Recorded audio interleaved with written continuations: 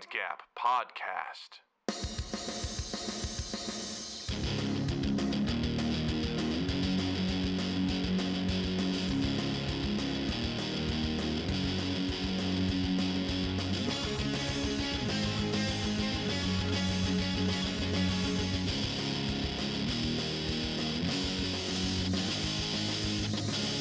Hey everybody, welcome to Mind Gap Podcast. My name is Justin, and Doug is on a special assignment in New York.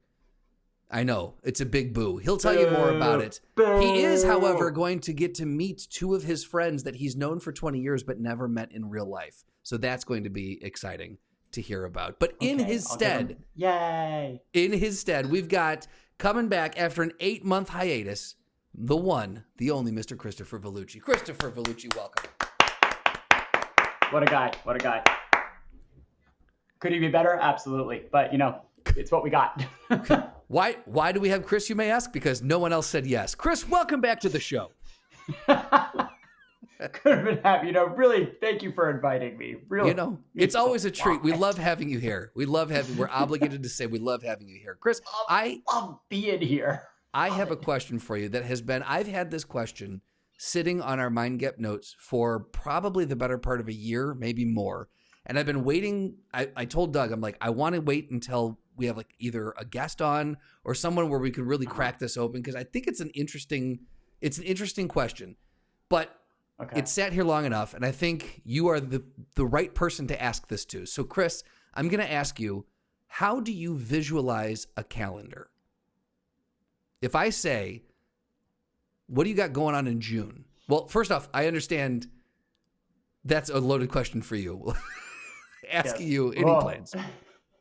First, so two things. One is, as soon as you asked that question, it reminded me of, because we used to work together, but like my old boss, Chad, one time he asked me, he goes, "What does your calendar look like?" And I said, "It looks like a big square with a lot of little squares inside. Why?" That's such a Naked Gun response, or such an airplane. A hospital. What is it? It's a big building with sick people, but that's not important right now. Well, of course he didn't. Of course he didn't. So I'm so proud of myself. But apparently, so when I visualize the calendar, it looks like a big box with a lot of. Yes. Awesome. That's what I was hoping for. Well, no, apparently it's been going around online, and people are asking other people, and people are coming to find out that it's one of those things where it's like, wait a second, you don't visualize it the same way I visualize it? Like how? So it's one of those things people are finding out that is very unique and customizable. For example, some people, say that they see a giant circle, like a clock. And one guy I saw, he was talking about it, he goes, but my clock goes counterclockwise when I run it. And he goes, instead of going like January, February, March, it goes backwards. He goes, so like when you ask me to look at a month, I'm looking at like 3 o'clock or 9 o'clock for March or whatever it is. Like, so and then someone else was like, well, that's insane. The way I see it is 7 boxes on top and 6 boxes on the bottom. And he's like, that's or 7 and it would be 7 and 5. And so he goes 7 and 5, and he goes, well, why wouldn't you just do 6 and 6? And she's like, that's how I look at it. It's 7 and 5. And he's like, that's insane. And so it's all these people are saying how they visualize it differently. And so I want to know, do you actually look at it like a square with squares, or do you see it a different way? Yeah, now I feel really boring. Because it is. It's like a square with squares. Like it's like a long CVS receipt. Like long CVS receipt. Just like January, February, March, April, May. Oh wait, but you see it. So you see it linear. You don't see it as a calendar of like when you pull up your calendar. Does no one else live in linear time? Are you living non-linear time? Well, I'm talking, when you pull up the calendar here, like, do you see how like it's going? Like, yeah. You know what I'm saying? Do you see it like that, or do you see it like 1 month after another, like a CVS receipt? But it's broken up in quarters. So like, see, now we're getting somewhere. Now we're getting detailed. Like, it depends on what we're talking about. If you're like, hey, what do you have going on in like February or something? I imagine January, February, and March, and like I see those 3 months stacked on top of each other. Yeah. Okay. And like, in the whole thing, I'll be honest. Like, if you saw my fridge, you would know why. I have 3 calendars. Like, You do? No, I have seen that because yeah. And so I it's like it's used all to write. written in there. Yeah, I used to write fake things that you had coming up on those calendars. But I like the circle one. I like the clock one. I could Well, see that working. Are you gonna update how you look at clocks now, or look at calendars now? Because the way that I see mine is, I see each month is a square, and it goes. It's almost like if you're swiping through apps, like left to right, or like when you're going through like Netflix shows, but it goes the opposite way. So like January goes this way, then February. So it's going left. It's going left to right. What? Like I'm swiping the month away, basically. Like so, I'm going. You're swiping. You take the month and you move it to your left. Move it to. I move it to my right. Yeah, I move it to my right weird. instead of like. That's weird. Why is everybody doing it backwards? Like right to left. Yeah. You read it like you would a manga. So I'm going. Yeah. So that's how I. When you ask me, if you ask me like what's going on in April, like if we're in January, I'll be like, I'll flip through like 3 months and I'm like, all right, we're getting into the 4th month now. Yeah. Yeah. Let me ask you this. What colors do you assign to all of the months? That's it. I don't think I've ever thought of the months in regards to color. Yeah, me neither. Who does that? Do you see color? No. July, I'll say this. July is yellow for sure. July's yellow. If you had to put, it's the sun. Yeah. Mm-hmm. See, there it is. That's what I look for, though. It's like that's the thing. It's like, what do you associate with the month? Exactly. It's That's like April is green, I would say, because that's kind of like when spring hits. Okay. May is, I don't know. We'll call May blue. I put May as green. May is green to me because like Mayflowers. Also, Mayflower was like a moving company back in the day. I don't know if they still are. Yes, it was. And their colors were green and yellow, and I just remember seeing those trucks all the time. So to Very me, distinct. when I think May, I'm like green yellow. It's green and yellow. So your May is my April, July. Yeah, April's blue because it rains a lot. So interesting. Water. Well, naturally. I look so water. So water. I'm an idiot.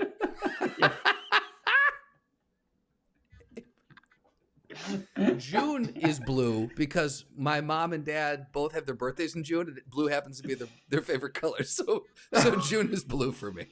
What? June's orange to me. You're insane. You're insane. Well, it's because it's getting warmer. It's getting warmer. You communist. Because July is red. So July is red. June is orange. So what's August? August is hotter than July. August is black because it's burnt. It is singed. That's it. It's like toast. August is like toast. Straight, yeah.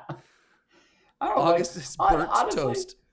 I got a lot of friends with birthdays in August. Great month. Don't like it. Not for me. August is not for me. So what is your favorite month then? If we had to go or let's start this favorite season what order? Stack rank the seasons for me. Easy. Okay. And super easy. First one is autumn, obviously. That's the best season. You're it wrong. Always will be. It go ahead. Absolutely is objectively the best season. It has the most colors. It is like the best weather. You can really go like either way. Has some of the best holidays. Halloween. No, you don't have to deal with any sort of like, what religion are you? Or this, blah, blah, blah, because everybody just loves Halloween. Spooky movie season. Everybody loves horror movies. Everyone loves them. There's just no going wrong. Candy, come on, give me a break. It's all about it. You even get like Thanksgiving. That one's a little problematic. Okay, I will admit that one. However, is Thanksgiving? Do you consider Thanksgiving autumn or winter? Because it rides the cusp. What? Okay. Well, are we talking like cosmic seasons or because winter doesn't begin until December 21st? Okay, so you're talking about the actual because I was gonna say like for me like just December is a winter month. Like Yeah, I'm not talking about Yeah. the meteor. Like if you say December, I'm not going to say, well, the first half of December feels like autumn to me, and then after the 21st, then it's winter. No, December is I winter. would agree. Like, actually, that's what we should be discussing is like what's going on with the seasons. Like, why do we start them there? December, January, February are all summer. Or sorry, winter, not summer. winter, Well, yes. depends on which hemisphere. Hard disagree. Depends on the hemisphere, but definitely those are all winter months. Like, Right. December yeah, Jared, is not that's true. an autumn. Jared hears this. He'll be freaking out because he's going to be telling us that we're very Yes. wrong on all of these accounts. Yeah. Look, okay, here, for him, I'll do it like this. So, let me just hang by my feet. So you're an autumn or a fall guy, and then what comes second for you? What's the second best season? Spring, because spring is my basically God, you're the the worst. same thing. It's the same. They're the same. It's beautiful. No, they're like they're on opposite not. ends of the spectrum. Yeah, they are. Because they're both that like cold morning, warm during the day sort of style. Again, lots of colors. You have a lot of like things growing. Spring's the next best one. Spring is nothing but a giant mud pile that sometimes dumps snow on you. Spring is a spring is a lie. Pile, sorry. Spring is a lie and a fraud. Okay. Spring likes to sit there and go. Spring is in cahoots with winter, is what it is. All right. Spring springs, and then it's like, gotcha, bitch. Here's some snow. Is it winter? But Maybe. see, that's the thing. Now That's it's winter. 60. That's you not liking winter. You like spring. You don't like winter. Winter rears its ugly head, and then that's when you're like, but you like spring. We can all agree that winter gets an unfair portion of the pie.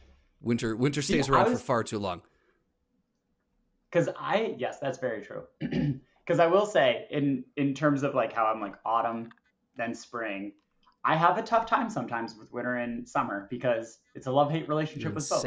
Winter has some of the best holidays, some coziness. I love snow when it snows. It sucks when there's no snow and you're like, it's just cold outside. This is stupid. Unless you're Jared and then you're like, it's the hottest time of year. or so for some reason. But then like summer can be too hot or for Jared too cold. I don't know. How does it work down there? I'm telling you, it goes summer, fall, and then winter and spring are in a tie for last place. That's how it is. As long as you like fall, that's all I care about. Spring has a slight edge on winter because winter again gets way too big of a share in this whole time experiment that we're doing here. Winter should be 2 months. Mm-hmm. Winter should technically be just December and January, and then we're done with it. Give us a white Christmas, and then be gone. Well, we're working on that. Increase fall. That's true. It's you know what? That's true. Almost there. Summer and fall are really starting to make gains. Hey. You don't have to worry about that winter anymore. As Chris just aerosols all over his apartment. There we go. I gotcha. We'll fix this. I heard so someone else made a really good case for flipping Christmas and Valentine's Day. Have you heard this? No, but I can see it. So because February sucks. I have a friend who she makes a great joke where she's like, February is the armpit of winter. Yep. She's like, you have too many good holidays because you have everybody getting together. And I'm sure this is probably in the same vein. She's like, you get the family together for Thanksgiving, and then a month later you're doing it again. And it's like, you don't need it back to back. There's no way you have that much new stuff to talk about. Yeah. So you get together with the family on Thanksgiving, then you do a couples thing, you're home, and then same thing with like New Year's, you're more with family, and then you get back together with family. And that's what her thing was. So absolutely. It's very similar. Yeah. So like they're saying that, you got Thanksgiving, then it gets cold out. It's kind of cuffing season. You want to get, bunned up with someone and have like a warm, intimate, it gets cold out. So you're warming up inside and you have this wonderful little like celebration and Christmas. And then, so you've got Valentine's Day and it leads you right into New Year's, which is another, like you've got your person. Now you can ring in the new year with that person. And then From there until February 14th, it's 6 weeks. So you've got a 6-week buildup where you put the lights up, you get the Christmas movies started, everything starts up, and you got 6 weeks to look forward to something. And then by the time that hits, you do the celebration, and then you only have 6 more weeks till spring hits. And you're almost across the finish line. You're almost out of winter. Yes. And I'm like, that makes all the sense. Yeah, because right now it's like you have all of your like Halloween stuff, and then like there's always you see like the people that are just like they got the giant skeleton and they put the little Santa hat on it and they're like, fuck man. People don't know what to do. There's too many decorating things around the same time. It's too much. It's just you don't know. No one knows what to do with their skeletons. They're 13-foot skeletons from Menards. No one knows what to do with it. What to do? It's too much. Put a little Santa hat on them, and then when that doesn't, when that's over, just put some like Cupid wings on them, give them a bow. Let's just keep going, around the year-round put a cornucopia, exactly. Put a giant turkey in his hands. We're good. Yeah, absolutely. So Chris, American flag in his little claw hand. Happy 4th. I want to see. Let's buy. My goal this year is to buy one of those skeletons and see if I can repurpose it for every season. That's gonna be that's my 2026 goal. So it's been 8 months since we had you here, buddy. It's been a long stretch of no Chris Vellucci. What have you been up to? Tell us what you got going on. What have you been keeping yourself busy with? Man, that's hard to say because like it's I feel like it's month to month. There's always something. All right, let's see. Am I allowed to do plugs? Are we plugging? Yeah, plug away. Plugs. Number one, I started helping a friend with a show that she does. Her name is Mary Doctor. She does a show called Tell Me Why It's Cool in Chicago.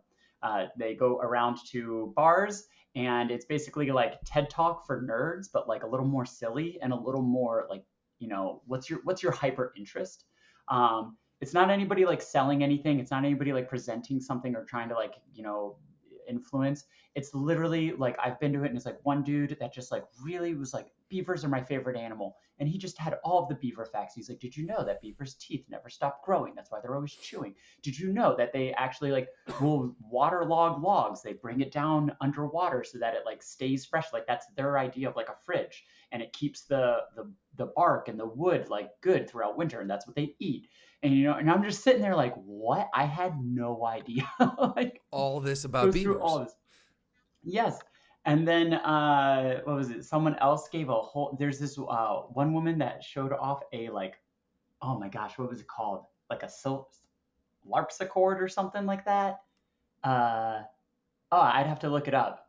But it's like this ancient old Swedish instrument that like 6 people in the world know how to make, and they have like special government grants to make it because they don't want to like lose it. And so she's like one of 10 players in Chicago. It's wild. I'd have to look it up. Gosh dang it. It's called it's a key fiddle. It's the Nyckelharpa? Nicholson. Nyckelharpa. Nyckelharpa. Yeah, Nyckelharpa. That's what it is. Yeah. And she played it for us, and it was wild to hear. Yeah. So Mary put this whole show together again called Tell Me Why It's Cool in Chicago. They do it like once a week. Okay. And they just get people to present things that they're passionate about, that they're like really excited about. So I've been helping out with that. So that's one thing. Nice. Another thing is, my sister might kill me for saying this because she's always like, stop, don't tell anybody this, but like, we have tens of listeners who will hear this. Don't worry about it. I'm going to be rafting the Grand Canyon. That's so every badass.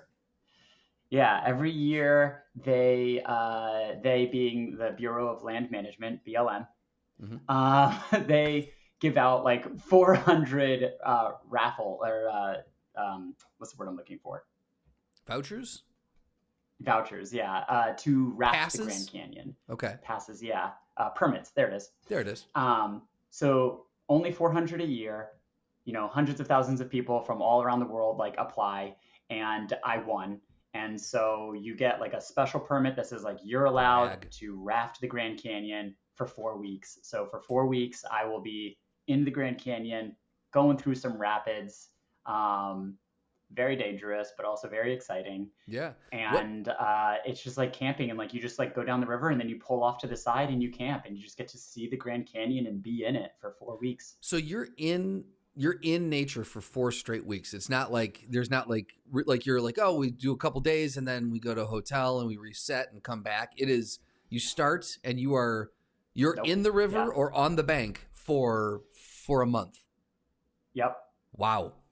That's insane. It's gonna be a little, I feel like it's gonna be like rough, you know. I have questions. I have some questions that need answering. I'll answer them after because I don't know what the answer is. Tell me about pooping. Yeah. Oh, okay. Yeah. It's called. Do you just hang your ass? Pack out. Do you hang your ass over Do you hang your ass over the raft and just let the currents take it away? No, you keep it. It's pack in, pack out. Everything that goes with you, including your poop, comes out with you. You're not allowed to like leave any bio material behind. When we're talking about poop, I don't like talking about packing in. It doesn't feel right. But okay. Like fun little like history lesson in a way is that so what they call them groover boxes. And the reason they call them groover boxes is because it comes from in like I want to say it was World War One, but like during World War One, the ammo boxes they would poop in the ammo boxes, like in the trenches. So because they didn't have toilets, and they're like, what are you going to do? You're going to dig deeper, but like when it rains, like everything gets mixed together. You know, like the whole problem with trench warfare is that it was just like this gross, disgusting, like you're underground. So what are you going to do? Dig even further underground? The poop's just going to come back when it rains. So they would poop in groover boxes. They would poop in ammo boxes, and they started calling them groovers because when you sat on them, they're like yay wide. You would get grooves on your butt from sitting on them. Amazing. Okay. So is that what you're bringing? Yes. They are, because the Army, they designed them to be like, we got to keep this ammo like secure. We got to keep this ammo like airtight, watertight, all this stuff. And it's like, great, this works really well for smelly poop. That's not, I mean, look, it works, I guess. That's okay. It works. So we're going to have a couple of ammo boxes with us, and it's just like, hope we don't fill them up. So yeah, what happens if you do fill them up? Like, is there any like? There's no empty points, or wow, this is going to be interesting. Also, what happens? I'll let you know when I find out. What happens if you actually need to like thread your Gatling gun or something? Like if you're a bear attack and you need to get your ammo, do you have them clearly marked? Like this is the shit box and this is the ammo box? Yeah, which one's which? Right. Do not reach your hand in without looking first. Make sure you look, because that's not the kind of bullet you want. Corporal, we need that ammo. He's like running. It's sloshing. I don't know why. So you're pooping in boxes. You're packing in, packing out. What are these? What are the rapids going to be? Are we talking about like whitewater rapids, like the like top of the line shit, like where people have like? Yeah. Are you going to be wearing a helmet, like that kind of rapids? Yes. Jesus, dude. Yeah. Because it gets real. My sister keeps, I don't know if she is trying to scare me, but she's just like, you know, hey, so like these people that are down there right now, they just died. Yeah. And it's like, what? She's like, yeah, some people are currently rafting it and they died. The rapids are rough, you know, be careful. Make sure that you have your life vest on all the time. Make sure that you know how to float in rapids if you fall out of the boat. Rule number 1, stay in the boat. You know, all that stuff. So it is. It's like, I mean, obviously it is a, what is it? Hold on. The Emerald. Oh, I have to look. The Emerald City? Like this is, no. The Emerald Mile is a really good book that talks about like the majesty that is the Grand Canyon. It's very loosely about these two guys that have the world record for the fastest time of doing the Grand Canyon, of like rafting it. Okay. They did it in like a wooden, like I can't remember what it's called, like a lorry dory or something like that. But they did it in like this wooden skiff of a boat which is absolutely insane because rapids, you would want something that's like little rubbery, has like cushion, but they were like, no, we're going to do it in like the old school way. The whole book is how like on like a certain day, the water levels were so high that they had to release all of this water through the Hoover Dam. And because they did, there was so much water. It was so fast. And these guys were like, we could do the whole run in less than 24 hours. Like, I'm going to be doing it in 4 weeks. These guys were like, we could do it in 24 hours. So they're just on this boat, this like wooden boat, just like cruising down the Grand Canyon and all of her rapids. Yeah. But the book like doesn't even talk, like they're maybe 25% of the book. The rest of the book is like the history of the Grand Canyon, how it was discovered. You know, how basically it was like when the Europeans came over, there's like this great bit where the Europeans came over and they were communicating with the Native Americans, and they're like, yeah, you go this way, but you can't go that way because there's a river, you can't cross it, so you got to go over there. And they're like, can't cross a river? What are these guys saying? And then they get to the Grand Canyon and they're like, son of a bitch. Oh, okay. Yeah. Oh. There's more than just the river. There's a canyon. But that's why we can't cross it. Okay, got it. Yeah. Because the cliffs. Because big fall. Ouch. Yep. Yeah. Wait, how do you practice? Your sister's like, make sure you know how to float in rapids. How the fuck do you practice floating in rapids when you live in Chicago? Oh, I filled my tub up and I just like. I have friends come over. They just jump in there and I just try to float. They just throw rocks in it as I'm in it there. Really hurts. Wildly inefficient, but you know what? I'm getting there. Yeah, well, I did actually. I went to visit her one weekend recently, and we did Westwater. Okay. And we did some of the rapids there, and like they had me row the boat so that I could get a feel for it and stuff like that. So I got a little bit of a practice run. There's also like, hey, I'm gonna be on that river for 4 weeks. So first week learning, second week getting the hang of it, third week realizing I never had the hang of it, fourth week relearning. Do you know when in the journey you're going to hit those rapids? Like, is it? Did you kind of know the timeline of where you know? Yeah. So how long do you have to like get acclimated with the river before you hit something that's going to throw you for a potential loop? Well, it also depends on the like what the water's doing. In terms of like how fast it's running and like how full it is. I can't remember what it's called, but like the cubic feet per second sort of thing. You know, if it's low, if it's high, like it changes things. Like whereas something could be like, oh, this is a class 1 rapid. Oh, actually it's going to be a class 2 or something like that. Interesting. Okay. So there's really, you got to pay attention to everything that's going on the day too, depending on weather and rainfall. And if someone decides to open the Hoover Dam or whatever it may be. Exactly. Like I'm going in there and I'm being like, look, you guys teach me. I'm not going to assume I know anything. I've kayaked on the Chicago River a few times. I like to think that I'm prepared for anything it's got to throw me. You know, if you could survive that river, you can survive anything. Believe me. Bodies on bodies. Yeah. Bodies on bodies. Plus, one time it was on fire. You ever seen water on fire? The Chicago River defied physics. Fuck you. That's why. Fuck you, that's why. We're safe on this side of the river. Oh, boy. Quick, we've got to punch the fire. I gotta say, man, it's gonna be. I'm very excited to hear how this goes. This sounds wild. Like, genuinely, joking aside, like what an experience to get to have in your lifetime, to like spend 4 weeks, to spend a full fucking month in the Grand Canyon on the river. Like that's wild. Like that's absolutely that's cool. I'm very excited. Yeah. There's dang it, and I can't remember what it is off the top of my head, but like there's one that's like this like cool, because there's all these like little spots that you can stop, and there's these like special locations that basically are inaccessible via like hiking down. Like you basically have to be down there rafting to get to them. Yeah. And so there's just like all of these like really fun like lagoons and waterfalls that like you can't see unless you are actually on the river. That's cool.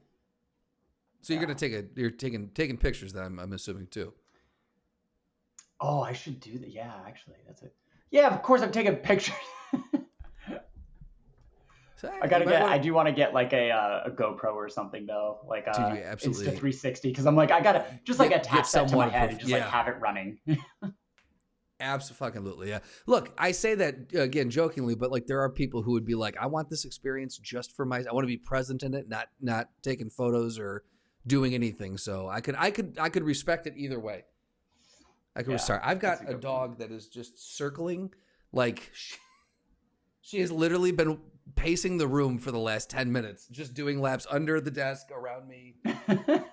For those who don't know, Chris knows Abby.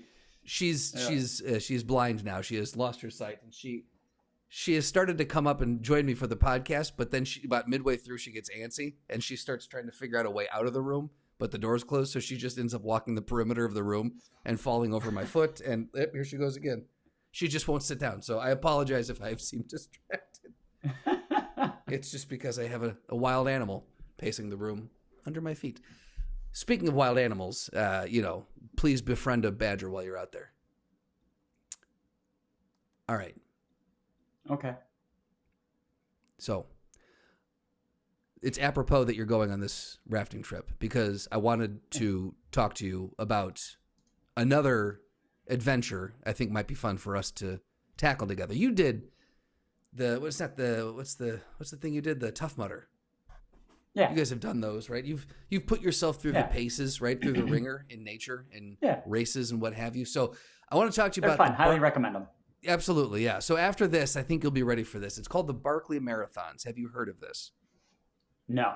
This is my first time. You briefly mentioned it in passing, but this is my first time learning more. I was like, I'm gonna tell you the word. Don't look it up because I want you to. I want to be the one to inform you. Not many people I've come to find out know about this. I just recently came across this, and I was like, this seems like pure insanity. So let me give you the setup first about what the Barkley Marathons is. Some quick facts, if you will. It's an ultra marathon trail race. It's held every year in the Frozen Head State Park in Morgan County, Tennessee. Okay. Founded in 1986 by Gary Cantrell, also known as Lazarus Lake. So Gary Lazarus Lake Cantrell, what a name. It's named after his neighbor and running companion, Barry Barkley. It's known as one of the hardest ultra marathons in the world, and its nickname is the race that eats its young. Let's continue. I'm in. Let's do it. I'm in. Let's go. In 1977, James Earl Ray, the assassin of Martin Luther King Jr., he tried to escape prison, and he escaped the brushy, 1977, escaped the Brushy Mountain State Penitentiary, and he only made it about 8 miles in 54 hours while hiding in the woods. Cantrell joked, he's like, I could do at least 100 miles, and that joke then birthed the Barkley Marathon. So it's 100 miles, right? This is the kind of, this is like the KCL, like you're just sitting around drinking. This is like that toxic masculinity male shit where it's like, I could fight a fucking gorilla. I could fight a gorilla. You could fight a gorilla? I could fight a bear. He did 8 miles. I could do 100. What about 100 guys versus one gorilla? I think 100 of us could take that gorilla. This is where these things are born from. Yeah. They're the other way around. I could take 100 gorillas. Gary, you're drunk. Please stop. Please stop. A baby gorilla, something tossable. I could take 100 of them. Something tossable. Gary, there's so many problems with what you're saying right now. Please stop.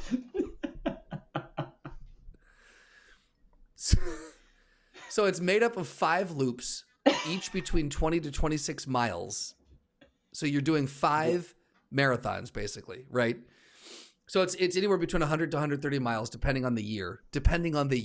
This thing changes. So it's mostly off trail. Is this a labyrinth? Yeah, is David Bowie running this? It gets better. It's mostly off trail through dense forest, briars, and steep hills. Total elevation gain is tens of thousands of feet throughout the course of this race. It changes every year to keep it difficult. Loops are run twice clockwise, twice counterclockwise, and the final lap direction is chosen by the leading runner. So you cross the finish line and go, back this way. Like he just does one of those. I'm going this way. So some famously named sections of this include like the sections. There's Rat Jaw, Checkmate Hill, Hillpocalypse, Little Hell, Meat Grinder, and Testicle Spectacle. Are you in yet? First off, I was in when you first said it. I got less in the more you talked about it. The less I know, the better. This is starting to not sound as fun. So multiple days, right? Yes. Well, here it is. You have 60 hours to complete all 5 loops. 60 hours? 60 hours. How many days is that, Chris? It's not 3. Do math for me. It's like two and some change. So each lap has a cutoff to continue. So if you don't make the time for a lap, you can't continue the race. And completing 3 loops in under 40 hours earns a partial finish called the fun run. Oh my gosh. Yeah, 2.5 days? Yeah, it's 2.5 days. 2.5 days. 2.5 days to run. How many was it? Like 5 marathons, essentially? 5, between 100 to 130 miles, depending on the year.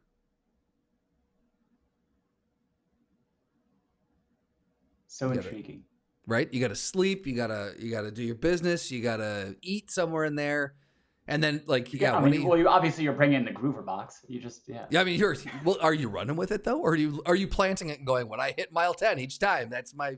I wheel it like my suitcase as through thick brush and briar. You get the big wheels.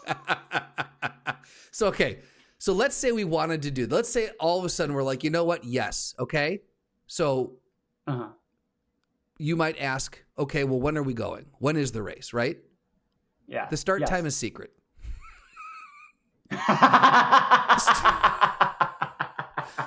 The race happens sometime.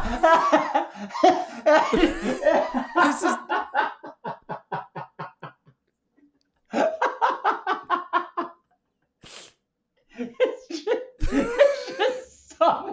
It's just someone like.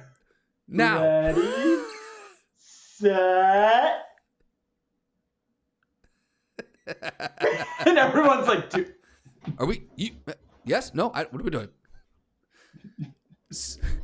So the race happens sometime between mid-March and early April. Gotta wait around for a couple weeks in the mountains. Runners only get about 1 hour notice before the race begins. So get your shit and get out to the starting point. A conch shell is blown to signal the countdown to the start of the race. And the race officially begins when Cantrell lights a cigarette. So everyone's looking at one dude, and he puts a cigarette in his mouth and goes, and then everyone takes off. Are you in yet? Do this. Yes, I want to do this so badly. Like, this is now something that's just like what? Because here's the thing. After you do it, everyone's like, what'd you do? You're like, oh, I ran a Barkley Marathon. Oh, what's that? Buckle up, dude. Let me tell you.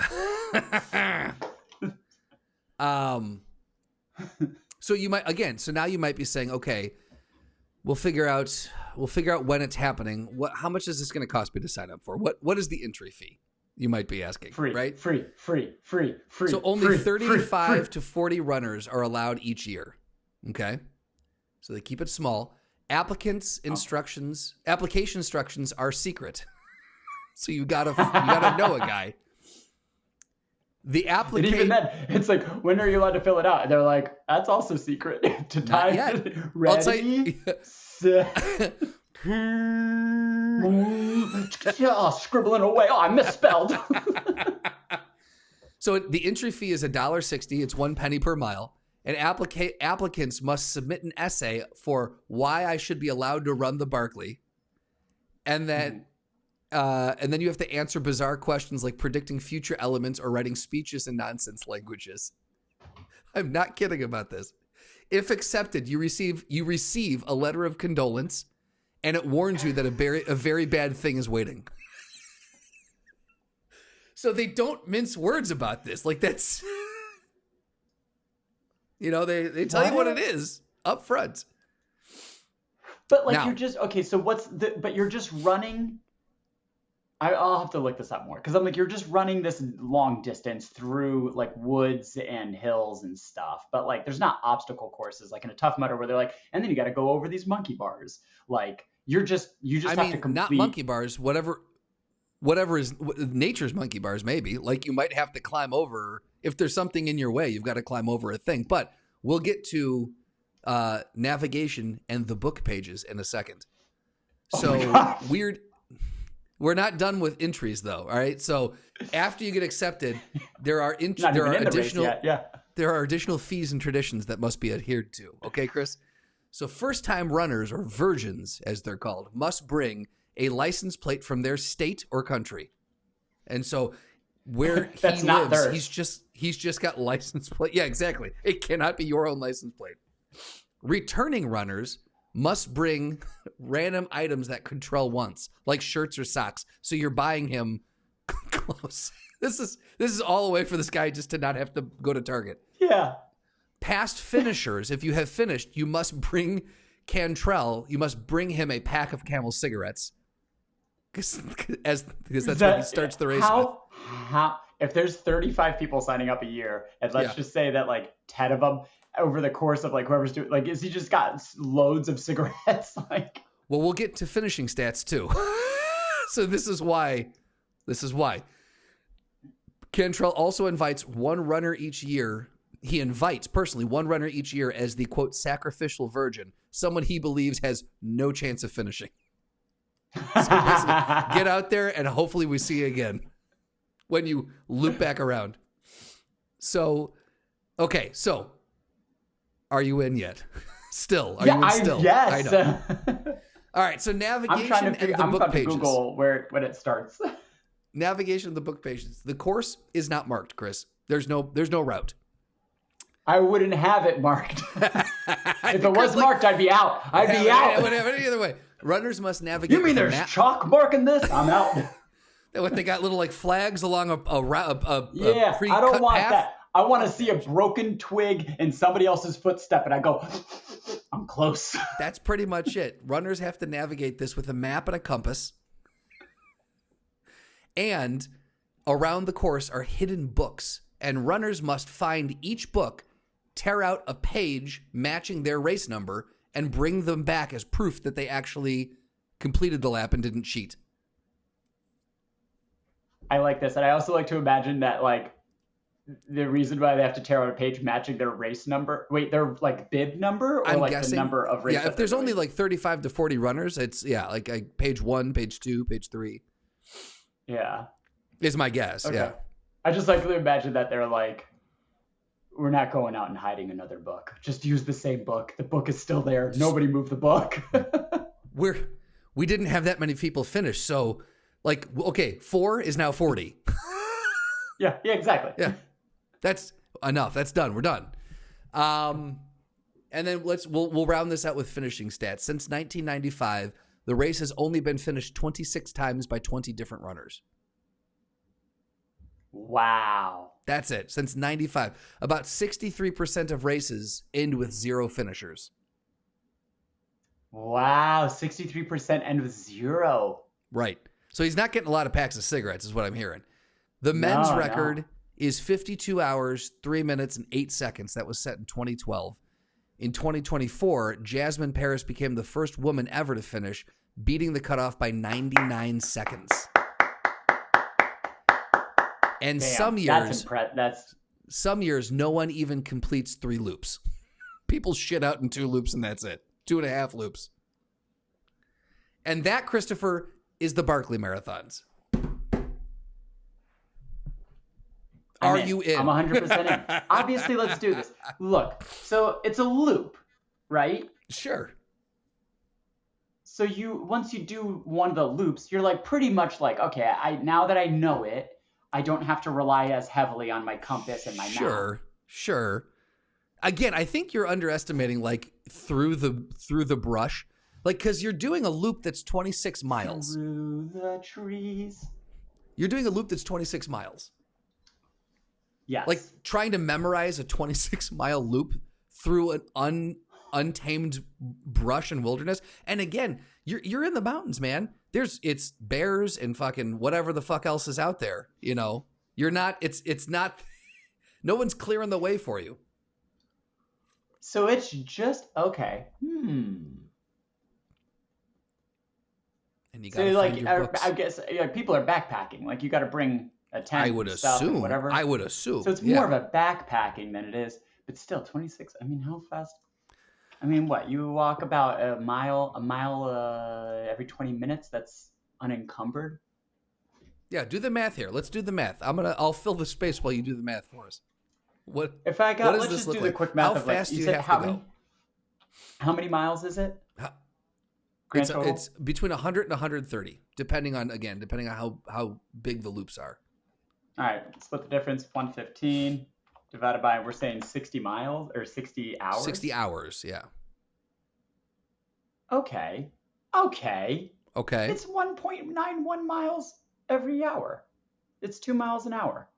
2 miles an hour, but now again, you've got to sleep at parts, so you're cutting out. No, you don't. No. So okay, you're going 60 hours straight. That makes sense. That makes a lot of sense. 60 hours, 60 hours, no sleeping. I get that's probably why they do the whole thing where they're like, we're not going to tell you when to start because like you just have to be well rested. Like no benders, no. Just stay asleep until you hear the conch. I think that's the hardest part is that like when you do this, you basically like at the beginning of March, you just have to like go out to this area and get an Airbnb and just hang out for a month and be like, I hope it's sometime soon. Yeah, who are these people? Whoever's doing it, I got to look up all the finishers now because I'm like, who has this kind of time? There's two billionaires. People. There's a nice Gaussian curve, of like billionaires that are fine, and then people that don't make any money, but they're like, I eat my toenails for food. Like, why'd we go to toenails? I don't know. I'm like, what can someone consume to stay alive with zero money? So is there any aspect of this that actually would make you not do it? Or if we could do, like, would you honestly sign up for this? I think it sounds fun. I would honestly sign up. Look, if I had, you know me, I'm insane. And if I had, I mean, like this whole thing, my sister was like, want to go raft the Grand Canyon? And I said, yes. And that was the beginning and end of it. Because I just like saying yes to things. I like saying yes to new experiences, to all this stuff. I have a very fun story, I'm sure I've told you, where it was basically ever since like I saw like Jim Carrey's Yes Man. And I was like, that is a fun way to live. Like that explains why you're always overbooking yourself. 100%.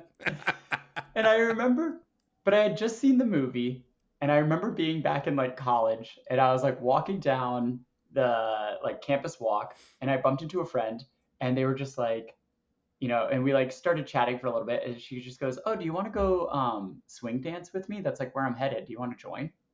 And I said, yeah. And so I went with her to swing dance class.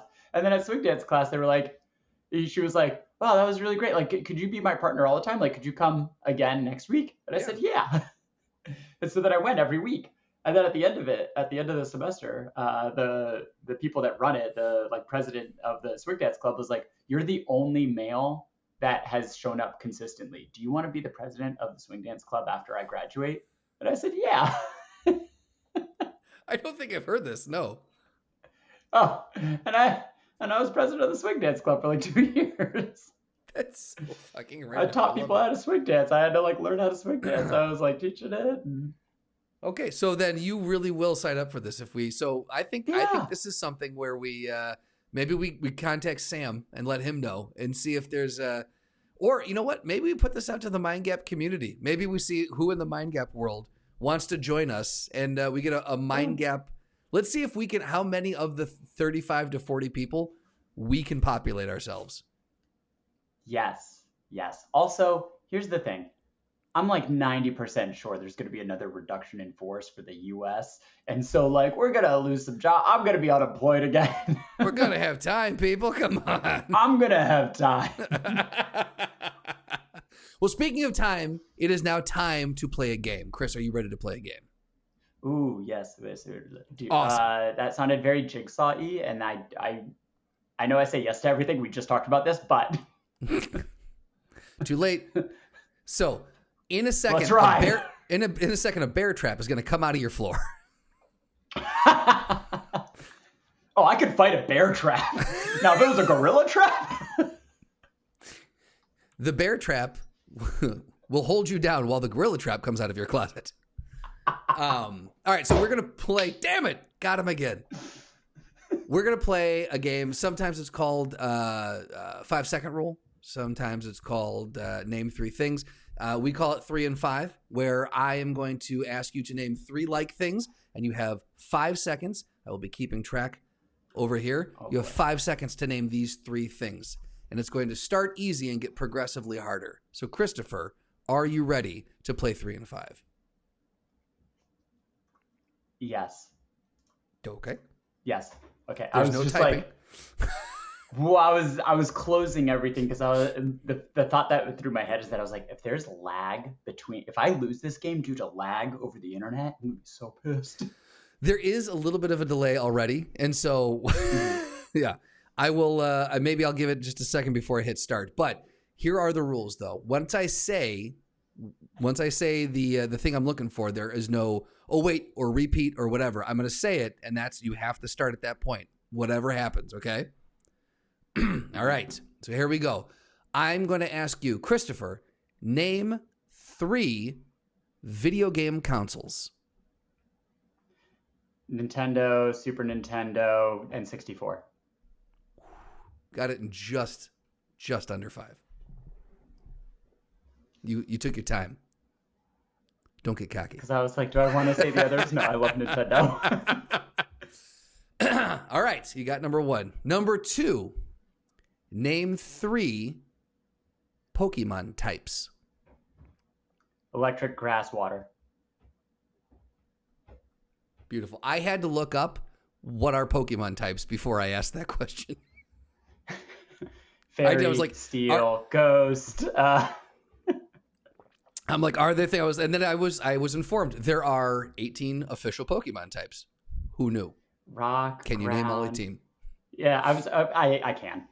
Okay, cool. Here we go. Name 3 things you should not say on a first date. That's subjective. Ow, 5 seconds. You lost that one. All right, we've got 2 more. Well, these are gonna... Because I'd be like, do you want to go home with me? Someone's gonna be like, yes. And you're gonna be like, I did not think that was gonna work. This is just, you gotta fire them out, Chris. It doesn't matter. Sorry. So name 3 things that you could say to both your boss and your dog. Good job. I'm proud of you. Sit. I'm going to give it because of the lag, I'm going to give it to you. That came in just over, but I'm going to give it to you. You tell your boss to sit? Yeah. Sit. Come to my office. Sit. Who peed here? Yeah. Did you do this? Me and Good my boy. boss have a very good relationship. So. Great. Good boy. All right. Last one. Name 3 excuses for being late that sound fake. I stubbed my toe. I got lost in the river. Where's my Post-it notes? I'm going to say you lost that one. You were over and also I stubbed my toe. That's legitimate. That sounds fake. That's legit. I've stubbed my toe. Like I use that one on the daily. Yeah, I've been late to an hour late to a meeting after stubbing my toe one time. I don't want to talk about it, but it happened. Walked in. Why are you late? Stubbed my toe. Stubbed my toe. No more. Yeah. Ooh, been there. Good boy. All right. So was it the pinky toe? If it was the pinky toe, I get it. Oh yeah, it went wee all the way home, didn't it? God damn it. Chris, well done. Well done. I'm going to say you got 3 of 5, and you did a wonderful job. Thanks. Hey, I got 3 one for of you. 5. Get it? See? We asked 5. You got Hey. 3 of them. You technically won the game. Name 3 types of sharks. Mako, hammerhead, and white. Pretty sure it's a great white, but sure. And a big one. That's a white shark. That's a white shit. Well, Racist. I don't know if it's great. It's like an okay white shark. Like, I would say calling it a great white is probably more racist, Chris. I've seen better. I've seen better There, sharks. I said it. I've seen better. I'm just saying, yeah. I've seen better. Megala. So, Chris, this is the point.